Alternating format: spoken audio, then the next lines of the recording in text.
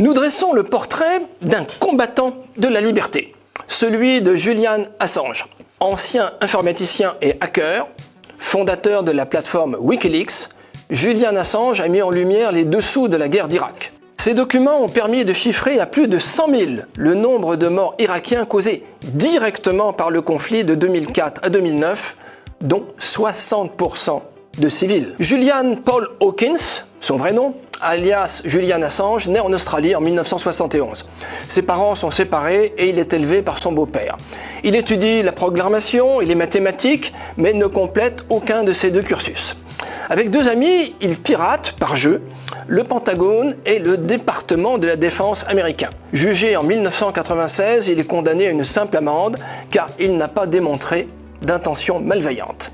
C'est en 2006 qu'il fonde la plateforme Wikileaks, qui s'illustre en 2010 en faisant fuiter des câbles diplomatiques confidentiels américains, puis publie en 2011 plus de 250 000 documents sur le conflit en Irak.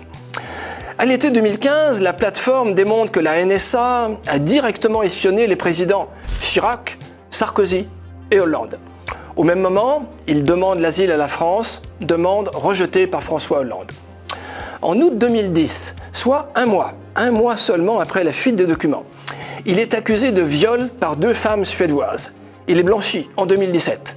Mais trop tard, car en liberté conditionnelle entre-temps, il s'est réfugié le 19 février 2012 dans l'ambassade londonienne de l'Équateur. Après un accord entre les États-Unis et le nouveau président équatorien, il est expulsé et arrêté le 11 avril 2019 et est condamné à 50 semaines de prison par la justice anglaise pour avoir violé les termes de sa liberté conditionnelle.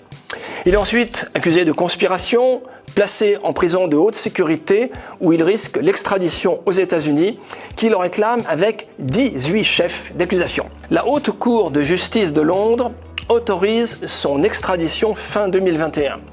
La Cour suprême britannique la confirme en mars 2022, lui faisant courir le risque de pas moins de 175 années de détention. Son sort dépend maintenant du Home Office, le ministre de l'Intérieur britannique, qui peut à tout moment prononcer l'extradition ou la reculer sine die.